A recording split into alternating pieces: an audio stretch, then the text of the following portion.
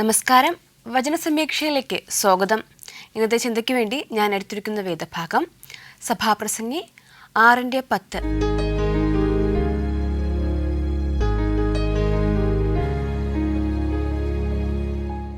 ജ്ഞാനിയുടെ വായിലെ വാക്കുകൾ ലാവണ്യമുള്ളതാകുന്നു, മൂഢന്റെ അധരമോ അവനെ തന്നെ വിഴുങ്ങിക്കളയും. നമ്മൾ ഇന്ന് പറഞ്ഞ വചനത്തിൽ ജ്ഞാനിയെക്കുറിച്ചും മൂഢനെക്കുറിച്ചുമാണ് പറഞ്ഞിരിക്കുന്നത്. ജ്ഞാനിയുടെ വായിലെ വാക്കുകൾ അവയൊക്കെയും എപ്പോഴും ലാവണ്യമുള്ളതാകുന്നു. എപ്പോഴും ജ്ഞാനികൾ നല്ലതുപോലെ ചിന്തിച്ച് ഓരോ കാര്യങ്ങളും വളരെയധികം വ്യക്തതയോടുകൂടി മാത്രമേ പ്രവർത്തിക്കുകയുള്ളൂ എന്നാണ് ഈ ഒരു വചനത്തിൽ നിന്നും നമുക്ക് മനസ്സിലാക്കുവാൻ സാധിക്കുന്നത്. ഏവർക്കും ഒരിക്കൽ കൂടി വചനസമീക്ഷയിലേക്ക് സ്വാഗതം. ഇന്ന് ജ്ഞാനിയെക്കുറിച്ചാണ് നമ്മൾ സംസാരിക്കുന്നത്. ജ്ഞാനിയെക്കുറിച്ച് സംസാരിക്കുമ്പോൾ അവിടെ മൂഢനെക്കുറിച്ചും മൂഢൻ്റെ ചിന്തകളെക്കുറിച്ചും പ്രവൃത്തികളെക്കുറിച്ചുമൊക്കെ നമ്മൾ പ്രതിപാദിക്കേണ്ടി വരും. അപ്പോൾ അതിനെക്കുറിച്ച് ഇതുമായിട്ട് സംബന്ധിച്ചിട്ടുള്ള ഒരു ചെറിയൊരു സ്റ്റോറിയാണ് ഞാൻ പറയുന്നത്. അതിനു മുൻപ് നമുക്കൊരു കോൾ വരുന്നുണ്ട്. ഇന്നത്തെ ഫസ്റ്റ് കോൾ ആരാണെന്ന് നോക്കാം. ഹലോ, വചനസമീക്ഷയിലേക്ക് സ്വാഗതം. ആരാണ്? ഞാൻ കോട്ടയത്ത് നിന്നും പാമ്പാടിയിലുള്ള എലിയാമറിസാണ് വിളിക്കുന്നത്. എലിയാമ്മ ആൻറ്റി അല്ലേ? അതെ. ഓക്കെ. ആൻറ്റി സുഖമായിട്ടിരിക്കുന്നോ? ഞാൻ ഡോക്ടറെ അടുക്ക പോയി മരുന്നൊക്കെ മാറ്റി കുടിച്ചോണ്ടിരിക്കുകയാണ്.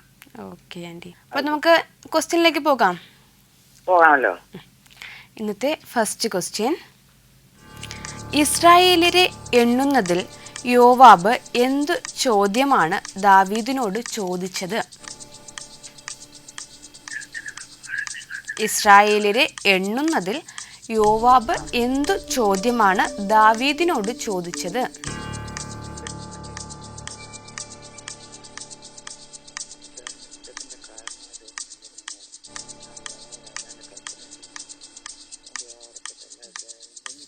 ക്വസ്റ്റ്യൻ മനസ്സിലായോ ആൻറ്റി?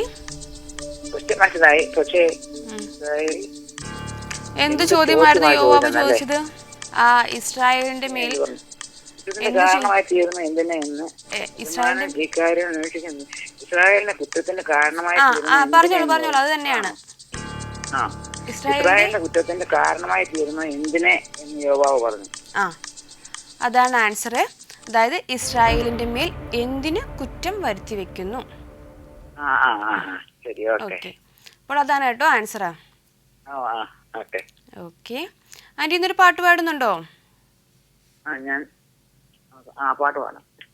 പാടിക്കോളൂ. ഒരു 4 വരി പാടിക്കോളൂ കേട്ടാ. പരമപിതാവിനു സ്തുതി പാടാം, അവനല്ലോ ജീവനെ നൽകിയവൻ, പാപങ്ങളാകവെ ക്ഷമിച്ചിടുന്നു, രോഗങ്ങളാകവെ നീക്കിടുന്നു. പരമപിതാവിനു സ്തുതി പാടാം, അവനല്ലോ ജീവനെ നൽകിയവൻ, കൂടുകളെ കൂടെ കൂടിളക്കി പറക്കുവാനായി നമ്മെ ശീലിപ്പിച്ചു, ചിറകുകൾ അതിന്മേൽ വഹിച്ചു നമ്മെ, നിലംബരിയായി നാം നശിച്ചിടാതെ, ചിറകുകൾ അതിന്മേൽ വഹിച്ചു നമ്മെ, നിലംബരിയായി നാം നശിച്ചിടാതെ. പരമപിതാവിനു സ്തുതി പാടാം, അവനല്ലോ ജീവനെ നൽകിയവൻ. ഓക്കെ, നന്നായിരുന്നു കേട്ടോ. ഓക്കെ, നല്ല പാട്ടായിരുന്നു. നമുക്കിനി രണ്ടാമത്തെ ക്വസ്റ്റ്യനിലേക്ക് പോകാം. ചോദ്യം: യോവാബ് ദാവീദിന് കൊടുത്ത ജനസംഖ്യ കണക്ക് എത്രയായിരുന്നു? യോവാബ് ദാവീദിന് കൊടുത്ത ജനസംഖ്യ കണക്ക് എത്രയായിരുന്നു? ഇസ്രായേലിൽ ആയുധപാണികൾ എല്ലാം കൂടി 11 ലക്ഷം പേർ. 11 ലക്ഷം. പിന്നെ ആയുധപാണികൾ 4,70,000 പേർ. അതെ, ആൻസർ കറക്റ്റാണ്. ഇസ്രായേലിൽ ആയുധപാണികൾ ആകെ 11 ലക്ഷം പേരും യഹൂദായിൽ 4,70,000 പേരും. കറക്റ്റാണ് കേട്ടോ. ഓക്കെ, ഇനി ബൈബിളിൽ ഇഷ്ടപ്പെട്ട ഏതെങ്കിലും ഒരു കഥാപാത്രത്തെക്കുറിച്ച് പറയാമോ? ആ പറഞ്ഞോളൂ. ഞാൻ പഴയ നിയമത്തിലെ കഥാപാത്രത്തെയാ പറയുന്നത്. വളരെ ചുരുക്കി പറയാനേ. ചുരുക്കി പറഞ്ഞാൽ മതി. ഒക്കെ ഉണ്ടോ? കേൾക്കുന്നുണ്ടോ? ആ പറഞ്ഞോളൂ, വളരെയധികം ചുരുക്കി പറഞ്ഞോളൂ.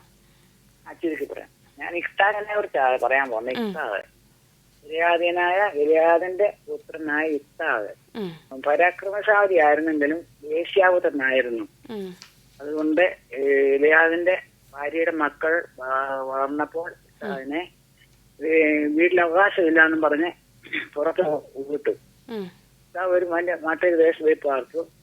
അങ്ങനെ ഇസ്രായേൽ മക്കൾ വീണ്ടും യഹോവയോട് പാപം ചെയ്തു. വേണ്ടാത്ത ആരാധന എല്ലാം ചെയ്തു, വിവാഹം കഴിച്ചു. അങ്ങനെ വന്നപ്പോൾ ദൈവം അവരോട് കോപിച്ചു. ഇസ്രായേൽ മക്കളെ ഫിലിസ്ത്യരുടെ മുന്നിലും അമ്മോനിയുടെ മുന്നിൽ ഏൽപ്പിച്ചു കൊടുത്തു. അങ്ങനെ അവർ വളരെ കഷ്ടത്തിലായി. അവർ യഹോവയോട് നിലവിളിച്ചു, പ്രാർത്ഥന കേട്ടു. വീണ്ടും അപ്പം ഇഫ്താഖിനെ തേടി ഇസ്രായേൽ പ്രഭുക്കന്മാർ പോയി ഈ അമ്മോന്യരെ ജയിച്ച് വരികയാണെങ്കിൽ ഇസ്രായേലിനെ നായകനാക്കാമെന്ന് പറഞ്ഞു ഇഫ്താഖിനെ വിളിച്ചോണ്ട് വന്നു. അങ്ങനെ വിളിച്ചോണ്ട് വന്ന് ഇഫ്താഖ് ദൈവത്തോട് പ്രാർത്ഥിച്ചു. ദൈവത്തോട് ഒരു ഉടമ്പടിയൊക്കെ ചെയ്തു. അമ്മോന്യരെ ജയിച്ചു. ആദ്യമായിട്ട് വീട്ടിലേക്ക് കടന്നു ചെല്ലുമ്പോ ആരാണ് ആദ്യം എന്നെ എതിരേക്കുന്നത് അവരെ ഞാൻ ദൈവത്തിന് യാഗമായി കൊടുക്കുമെന്ന് ഒരു ഉടമ്പടി ചെയ്തിരുന്നു. ഇങ്ങനെ ജയിച്ച് സന്തോഷത്തോടെ കടന്നു നിന്നപ്പോൾ ഏകപുത്രിയെ നൃത്തത്തോടും ഡാൻസിനോടും കൂടി ഇഫ്താഖിനെ എതിരേറ്റിരുന്നു. അപ്പോൾ ഇഫ്താഖ് ചെയ്ത ഉടമ്പടി ദൈവത്തിന് നേർന്നു. അങ്ങനെ ഇഫ്താഖ് അതിനകത്തൊരു വാക്യമുണ്ട്, നമ്മൾ നേരരുത്, നേർന്നാൽ അത് കഴിച്ചിരിക്കണമെന്ന്. നിവർത്തിക്കണമെന്ന്. അത് അതുപോലെ തന്നെ പ്രവർത്തിച്ചു. അങ്ങനെ 6 വർഷക്കാലം നായനായി ഭരിച്ചു. പിന്നെ ഇസ്രായേൽ മരിച്ചു. അങ്ങനെ നമ്മൾ ഒരിക്കലും നേർച്ച നേരരുത്, നേർന്നാൽ അത് കഴിച്ചിരിക്കണം. അത് പ്രവർത്തിയാക്കി. എന്തായാലും ആൻറ്റി വളരെയധികം വിശദമായിട്ട് തന്നെ പറഞ്ഞിട്ടുണ്ട്. ഞാനിങ്ങനെ വായിച്ചത് ഇങ്ങനെ ഓർത്തിരിക്കുന്ന. ഓക്കെ. എന്തായാലും വളരെയധികം വിശദീകരിച്ച് പറഞ്ഞു. നമുക്കിനി മൂന്നാമത്തെ ചോദ്യത്തിലേക്ക് പോകാം. മൂന്നാമത്തെ ചോദ്യം, രാജാവിന്റെ കൽപ്പന യോവാബിന് വെറുപ്പായിരുന്നത് കൊണ്ട് അവൻ എന്തു ചെയ്തു?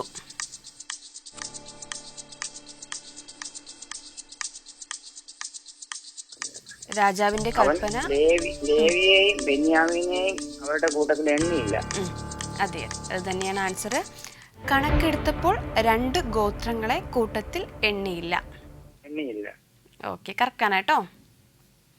ഇനി ഒരു വചനം കൂടി പറഞ്ഞോളൂ. അതെ, വാക്യം പറഞ്ഞോളൂ. ഞാന് പുസ്തകം 55-ന്റെ 8 പറയാം. 55-ന്റെ 8. വിചാരങ്ങൾ നിങ്ങളുടെ വിചാരങ്ങളല്ല, നിങ്ങളുടെ വഴികൾ എന്റെ വഴികളുമല്ല എന്ന് യഹോവ അരുളിച്ചെയ്യുന്നു. ആകാശം ഭൂമിക്ക് മുകളിൽ ഉയർന്നിരിക്കുന്നത് പോലെ എന്റെ വഴികൾ നിങ്ങളുടെ വഴികളിലും എന്റെ വിചാരങ്ങൾ നിങ്ങളുടെ വിചാരങ്ങളിലും ഉയർന്നിരിക്കുന്നു. ഓക്കെ, നല്ലൊരു വചനമായിരുന്നു. നമുക്കിനി അവസാന ക്വസ്റ്റ്യനിലേക്ക് പോകാം. ചോദ്യം ഇതാണ്, യോവാബ് എണ്ണം എടുക്കാതിരുന്ന 2 ഗോത്രങ്ങൾ ഏതെല്ലാമാണ്? ലേവി ഗോത്രവും ബെന്യാമീൻ ഗോത്രവും. അതെ, ആൻസർ കറക്റ്റാണ്, ലേവി ബെന്യാമിൻ. ഓക്കെ ആൻറ്റി, അപ്പോൾ 4 ക്വസ്റ്റ്യനും കഴിഞ്ഞിട്ടുണ്ടേ. Okay, thank you aunty. ഇപ്പോൾ കോട്ടയത്ത് നിന്നും ഏലിയാമ്മ ആൻറ്റിയാണ് വിളിച്ചത്. ആൻറ്റി എല്ലാ ക്വസ്റ്റ്യനും കറക്റ്റായിട്ട് തന്നെ ആൻസർ ചെയ്തിട്ടുണ്ടായിരുന്നു. അതുപോലെ തന്നെയാണ് ബൈബിളിലെ ചില കാര്യങ്ങൾ സംസാരിച്ച് ഒരു വചനം പറഞ്ഞു, ഒരു പാട്ടുപാടി, നല്ലൊരു കോളായിരുന്നു. അപ്പോൾ നമ്മളിന്ന് ഒരു ചെറിയൊരു മോറൽ സ്റ്റോറിയാണ് ഇന്നും പറയുന്നത്. നമുക്ക് നേരെ കഥയിലേക്ക് പോകാം. ഒരു ഗ്രാമത്തിൽ തനിക്ക് ഒരുപാട് സ്വത്തുണ്ടെങ്കിൽ പോലും, ഒരുപാട് സമ്പത്ത് കയ്യിലുണ്ടായിരുന്നെങ്കിലും അതൊന്നും അധികം ചിലവാക്കാതെ വളരെയധികം പിശുക്കി ജീവിക്കുന്ന ഒരു വ്യക്തി ഉണ്ടായിരുന്നു. കാരണം അയാളുടെ മനസ്സിലെ ചിന്താഗതി എന്ന് വെച്ചാൽ കിട്ടുന്ന കാശെല്ലാം ഇങ്ങനെ സേവ് ചെയ്ത് വെച്ചു, അത് പിന്നീടൊരു കാലത്ത് നമുക്ക് പ്രയോജനപ്പെടുത്താമെന്നാണ്. പക്ഷേ സാധാരണ എല്ലാവരും ആവശ്യത്തിന് ഉപയോഗിച്ചിട്ട് കുറച്ച് കാശ് സേവ് ചെയ്തിട്ട് അത് പിന്നീട് നമുക്ക് കാശില്ലാത്തൊരു സമയത്തോ അങ്ങനെ എന്തെങ്കിലും ഉപയോഗിക്കാൻ വേണ്ടി എല്ലാവരും മാറ്റി വയ്ക്കുമായിരുന്നു. പക്ഷേ ഇയാൾ മാറ്റിവെക്കുന്ന കാശ് ഒരിക്കലും ഉപയോഗിക്കില്ല. അത് മാത്രവുമല്ല, കിട്ടുന്ന കാശ് തൻ്റെ കുടുംബത്തിൻ്റെ എന്തെങ്കിലും ആവശ്യത്തിന് വേണ്ടിയോ നല്ലൊരു ഭക്ഷണം കഴിക്കുവാനോ തനിക്ക് വേണ്ടിയോ അങ്ങനെയൊന്നും ഇയാൾ ഒരിക്കലും ഉപയോഗിക്കില്ല. ഇയാളുടെ ഈ ഒരു സ്വഭാവം, ഇയാൾക്ക് വളരെയധികം സന്തോഷമാണ് ഈ ഒരു സ്വഭാവത്തിൽ. പക്ഷേ അയാളുടെ ഭാര്യയായാലും മക്കളായാലും ഇയാളുടെ ഈ ഒരു സ്വഭാവത്തിൽ വളരെയധികം ദുഃഖിതരാണ്. കാരണം അവർക്ക് നല്ലൊരു വസ്ത്രം വാങ്ങുവാനോ നല്ല ഭക്ഷണം വാങ്ങിച്ച് കഴിക്കുവാനോ നല്ലതുപോലെ ജീവിക്കുവാനോ ഒന്നും ഇയാൾ കാശ് കൊടുത്തിരുന്നില്ല. ഇനി ഭാര്യയ്ക്ക് ജോലി ഉണ്ടെങ്കിലും അതിൽ നിന്ന് കിട്ടുന്ന കാശായാലും അധികം ഉപയോഗിക്കുവാനോ ഒന്നിനും ഇയാൾ സമ്മതിച്ചിരുന്നില്ല. കാരണം ഇയാൾ അത്രത്തോളം പിശുക്കി ജീവിക്കുക, ഇതായിരുന്നു ഇയാളുടെ മനസ്സിലെ ചിന്താഗതി. അങ്ങനെ ഇയാളുടെ ഈ ഒരു സ്വഭാവത്തിൽ അയാളുടെ മകൾ വളരെയധികം ദുഃഖിതയാണ്. കാരണം തനിക്ക് തൻ്റെ സുഹൃത്തുക്കളെ പോലെ വളരെയധികം നല്ലതുപോലെ ഭക്ഷണം കഴിക്കുവാൻ, വസ്ത്രം ധരിക്കുവാൻ, താൻ ആഗ്രഹിക്കുന്ന രീതിയിൽ കുറച്ച് കാശ് കൊടുത്ത് നല്ലതുപോലെ പഠിക്കുവാൻ ഒന്നിനും സാധിക്കുന്നില്ല. എങ്ങനെ ഈ ഒരു ജീവിതത്തിൽ നിന്നും മോചനം കിട്ടും? ഇതായിരുന്നു ഈ പെൺകുട്ടി എപ്പോഴും ചിന്തിച്ചിരുന്നത്. അങ്ങനെ ഈ കുട്ടിയുടെ ഓരോ കാലവും കഴിഞ്ഞുപോയി, പ്രായം കൂടുകയാണ്. അങ്ങനെ ഈ കുട്ടിക്ക് വിവാഹപ്രായം എത്തിയപ്പോൾ ഈ കുട്ടി വിചാരിച്ചു താൻ ആഗ്രഹിക്കുന്ന രീതിയിൽ നല്ലൊരു വ്യക്തിയെ കണ്ടെത്തി തൻ്റെ പിതാവ് തനിക്ക് കല്യാണം നടത്തി തരുമെന്ന്. പക്ഷേ ഇയാളുടെ ചിന്താഗതി അങ്ങനെയായിരുന്നില്ല. തന്നെ പോലെ വളരെയധികം കാശ് സേവ് ചെയ്യുന്ന, വളരെയധികം പിശുക്കി ജീവിക്കുന്ന ഒരാളെ കൊണ്ട് മാത്രമേ തൻ്റെ മകളെ വിവാഹം കഴിപ്പിക്കൂ. ഇതായിരുന്നു ഈ വ്യക്തിയുടെ, പിശുക്കനായ വ്യക്തിയുടെ മനസ്സിലെ ചിന്ത. ഈ മകളുടെ സ്വഭാവവും അതുപോലെ തന്നെ മകളുടെ സൗന്ദര്യമൊക്കെ കണ്ട് ആ ഗ്രാമത്തിൽ നിന്നും പലരും ഈ മകളെ വിവാഹം കഴിക്കുവാൻ വേണ്ടി താല്പര്യം പ്രകടിപ്പിച്ചു ഈ പിതാവിൻ്റെ അടുക്കലെത്തി. പക്ഷേ വരുന്നവരൊക്കെ ഈ പിതാവിനെ നല്ലതുപോലെ അറിയാം. അപ്പോൾ തന്നെ പോലെ അയാൾ പിശുക്കാറില്ല എന്നൊരു ഒരൊറ്റ കാരണം കൊണ്ട് ഇയാൾ ആരെയും തന്നെ സ്വീകരിച്ചിരുന്നില്ല. പക്ഷേ മകൾക്ക് ഇത് വളരെയധികം ദുഃഖമായിരുന്നു. അങ്ങനെ ദിവസങ്ങൾ കഴിഞ്ഞുപോയി. ഒരുപാട് ദിവസം കഴിഞ്ഞപ്പോൾ ഇയാൾ തൻ്റെ മകൾക്ക് പറ്റിയ ഏറ്റവും നല്ലൊരു വരനെ കണ്ടെത്തുവാൻ മറ്റുള്ള ഗ്രാമങ്ങളിലേക്ക് യാത്ര തിരിക്കുകയുണ്ടായി. ഒരുപാട് ദൂരം യാത്ര ചെയ്തു. അപ്പോൾ ഈ പിശുക്കനായ വ്യക്തിയുടെ സ്വഭാവം തിരിച്ചറിഞ്ഞ് ആ ഗ്രാമത്തിൽ തന്നെ ബുദ്ധിമാനായ ഒരു യുവാവ് ഈ പിശുക്കനായ വ്യക്തിയെ പിന്തുടരുകയുണ്ടായി. എങ്ങനെയെങ്കിലും ആ മകളെ തനിക്ക് സ്വന്തമാക്കണം എന്നായിരുന്നു ആ യുവാവിൻ്റെ മനസ്സിലെ ചിന്താഗതി. അങ്ങനെ ഈ പിശുക്കനായ വ്യക്തിയെ പിന്തുടർന്ന് ഒരു സൂത്രത്തിൽ ഈ യുവാവ് ആ മകളെ വിവാഹം കഴിക്കുന്നുണ്ട്. അതെന്താണെന്നും അതെങ്ങനെയാണെന്നും ഞാൻ പറയാം. അതിനു മുൻപ് നമുക്കൊരു കോൾ വരുന്നുണ്ട്. ഇന്നത്തെ രണ്ടാമത്തെ കോൾ ആരാണെന്ന് നോക്കാം. ഹലോ, വചന സമീക്ഷയിലേക്ക് സ്വാഗതം. ആരാണ്? ഹലോ, എൻ്റെ പേര് അലീന ബ്ലസൻ. അലീന ബ്ലസൻ, എവിടെ നിന്നാണ് വിളിക്കുന്നത്? ഞാൻ പത്തനംതിട്ട ജില്ലയിലെ അടൂർ എന്ന സ്ഥലത്ത് നിന്ന്. പത്തനംതിട്ട അടൂരിൽ നിന്നാണല്ലേ? അതെ അതെ. ഓക്കെ. വീട്ടിലാരൊക്കെയാ ഉള്ളത്? ഞങ്ങൾക്കൊരു മോന്, എൻ്റെ ഹസ്ബൻഡ്, എൻ്റെ മദർലോ. ഓക്കെ. മകൻ്റെ പേരെന്താണ്? മകൻ്റെ പേര് അൻസൽ. ഓക്കെ, അപ്പോൾ നമുക്കിനി ക്വസ്റ്റ്യനിലേക്ക് പോകാം. ഓക്കെ. ഇന്നത്തെ ഫസ്റ്റ് ക്വസ്റ്റ്യൻ. ദാവീദിന്റെ കൽപ്പന യോവാബ് പൂർണ്ണമായി അനുസരിക്കാതിരുന്നത് എന്തുകൊണ്ടാണ്? ദാവീദിന്റെ കൽപ്പന യോവാബ് പൂർണ്ണമായി അനുസരിക്കാതിരുന്നത് എന്തുകൊണ്ടാണ്?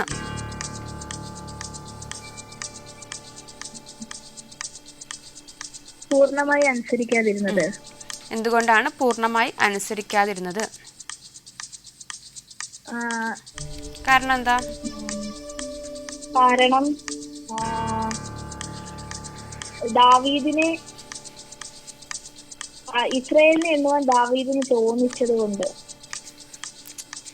കൊണ്ടാണോ?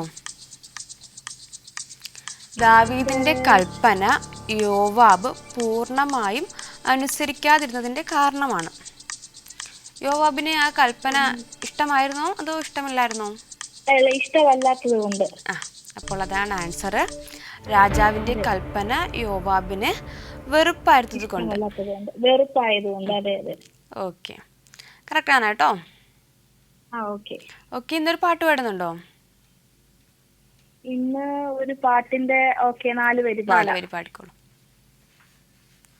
ആശയേറും നാട്ടിൽ, ശോഭയേറും വീട്ടിൽ, തേജസേറും നാഥന്റെ പൊന്മുഖം ഞാൻ കാണും ആശയേറും നാട്ടിൽ, ശോഭയേറും വീട്ടിൽ, തേജസേറും നാഥന്റെ പൊന്മുഖം ഞാൻ കാണും. വിന്മയമാകും ശരീരം ആവിൻ രൂപി നൽകുമ്പോ, എന്നല്ലെല്ലാം മാറിയിടുമേ. വിന്മയമാകും ശരീരം ആവിൻ രൂപി നൽകുമ്പോ, എന്നല്ലെല്ലാം മാറിയിടുമേ. ഹലോ ഹലോ, നന്നായിരുന്നു കേട്ടോ, ഹലോ. നന്നായിരുന്നു. Okay, thank U. ഓക്കെ, നമുക്കിനി അടുത്ത ക്വസ്റ്റ്യനിലേക്ക് പോകാം. ഓക്കെ. രണ്ടാമത്തെ ചോദ്യം, ദാവീദിന്റെ പ്രവൃത്തി ദൈവത്തിന് അനിഷ്ടമായിരുന്നത് കൊണ്ട് എന്തു സംഭവിച്ചു? അനിഷ്ടമായിരുന്നുകൊണ്ട് അത് ഇസ്രായേലിനെ ബാധിച്ചു. ഇസ്രായേലിനെ ബാധിച്ചു അല്ലേ? അതായത് ഇസ്രായേലിനെ പീഡിപ്പിച്ചു അല്ലേ? അതെ അതെ. ഓക്കെ, ആൻസർ കറക്റ്റാണ്. യഹോവ ഇസ്രായേലിനെ പീഡിപ്പിച്ചു. അതെ അതെ. ഓക്കെ, ഇനി ബൈബിളിലെ ഏതെങ്കിലും ഒരു സ്ത്രീ കഥാപാത്രത്തെ കുറിച്ച് പറയാമോ? സ്ത്രീ കഥാപാത്രത്തെ കുറിച്ച് നവമി. നവമി. എന്തുകൊണ്ടാണ് നവമി ഇഷ്ടം? നവമിയെ കുറിച്ച് പറയുകയാണെങ്കിൽ രൂത്തിന്റെ അമ്മായിമ്മയായിരുന്നല്ലോ നവമി. അതെ. അപ്പം നവമിയുടെ ആകെ ഉണ്ടായിരുന്ന തന്റെ ഭർത്താവ് മരിച്ചു, 2 മക്കൾ മരിച്ചു. എന്നിട്ടും 2 മരുമക്കള് കൂടെ നിന്ന സ്ഥാനത്ത് ഒരു മരുമകള് തന്നെ പിരിഞ്ഞു. എന്നാൽ മറ്റേ മരുമകളോടും താന് മാക്സിമം പോകാനാണ് പറഞ്ഞത്. എന്നിട്ട് അല്ലെങ്കിൽ ചില അമ്മായിയമ്മമാര് ചെയ്യുന്നതിന്റെ കൂട്ട് എന്റെ കൂടെ തന്നെ നിന്നാ മതി, അല്ലെങ്കിൽ എന്റെ കാര്യം നോക്കിയാൽ മതി, അങ്ങനൊന്നും നവമി പറഞ്ഞിട്ടില്ല. വളരെ ദൈവത്തോട് സ്നേഹവും ദൈവഭക്തയായ ഒരു സ്ത്രീയായിരുന്നു ഈ നവമി എന്ന് പറയുന്നത്. അതുകൊണ്ട് തന്നെ അവരുടെ ആ ഒരു ക്യാരക്ടർ എല്ലാ മരുമക്കൾക്കും ഒരു നല്ല പാഠം തന്നെയാണ്, അവരുടെ ആ ഒരു ജീവിത ശൈലിയൊക്കെ. അതെ, അതുകൊണ്ട് എനിക്ക് നവമി ഇഷ്ടമാണല്ലേ? ഓക്കെ, എന്തായാലും നവമി എന്നൊരു ക്യാരക്ടറിനെ കുറിച്ച് അധികം ആരും വളരെയധികം വിശദീകരിച്ചോ അതിനെക്കുറിച്ച് ആരും പറയാറില്ല. പക്ഷേ അലീന അത് വളരെയധികം നവമിയുടെ ക്യാരക്ടർ എങ്ങനെയാണെന്നും അതെങ്ങനെ നമുക്ക്, കാരണം ഒരു മനസ്സുള്ള ഒരു സ്ത്രീയാണ്. അപ്പൊ തന്റെ മരുമക്കള് നല്ലതായിട്ട് ജീവിക്കട്ടെ, അവര് നല്ലൊരു ഭാവി അവർക്ക് ഉണ്ടാവട്ടെ എന്ന് അവർ ആഗ്രഹിച്ചതേ ഉള്ളൂ നവമി. എന്തായാലും നവമിയെ കുറിച്ച് വളരെയധികം വ്യക്തമായിട്ട് കുറച്ച് കാര്യങ്ങൾ സംസാരിച്ചു. നമുക്കിനി മൂന്നാമത്തെ ക്വസ്റ്റ്യനിലേക്ക് പോകാം. മൂന്നാമത്തെ ചോദ്യം, തന്റെ തെറ്റ് മനസ്സിലായപ്പോൾ ദാവീദ് എന്താണ് ചെയ്തത്? ക്ഷമിക്കണമെന്ന് ദൈവത്തോട് പറഞ്ഞു. അതെ, കറക്റ്റാണ്. ദൈവത്തോട് തന്റെ അകൃത്യം ക്ഷമിക്കുവാൻ യാചിച്ചു. ഓക്കെ, നമുക്കിനി ലാസ്റ്റ് ക്വസ്റ്റ്യനിലേക്ക് പോകാം. അവസാന ചോദ്യം, യോവാബ് രാജാവിന്റെ കൽപ്പന അനുസരിച്ച് എന്താണ് ചെയ്തത്?